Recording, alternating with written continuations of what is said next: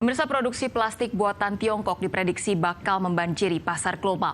Tiongkok membangun lebih dari 20 proyek petrokimia untuk memproduksi bahan baku yang digunakan untuk produksi kemasan plastik, pakaian, hingga deterjen.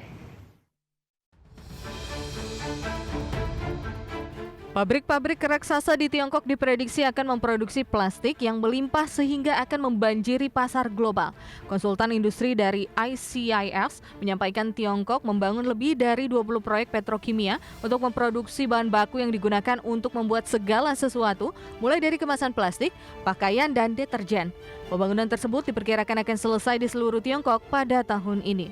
Sementara itu, sebagian dari hasil produksi Tiongkok akan masuk ke pabrik-pabrik di dalam negeri. Adapun hal itu dipicu pemulihan ekonomi Tiongkok yang lebih lambat dari perkiraan dan investasi yang berlebihan berpotensi membuat kelebihan pasokan. Akibatnya, keuntungan dari bahan untuk membuat petrokimia seperti etilena dan propilena akan menyusut. Hal itu juga akan memperpanjang kelesuan dari tahun ini ketika margin bulan Juni mencapai sekitar 40% di bawah level 2019.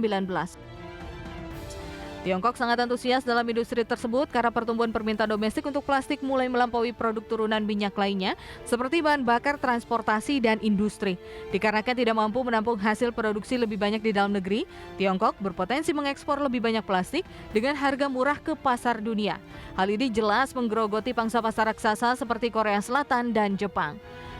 S&P melihat margin global akan lemah hingga permintaan dan kapasitas kembali seimbang pada tahun 2025. Dari sekitar 50 juta ton kapasitas etilena baru yang siap beroperasi di tahun 2020 hingga 2024, hampir 60% akan berasal dari Tiongkok. Wakil Presiden Konsultan Kimia untuk Asia di S&P Global Commodity Insight Singapura, Larry Tan, mengatakan bahwa peningkatan Tiongkok pada periode tersebut sebesar 400% dari kapasitas Jepang saat ini. Berbagai sumber IDX Channel.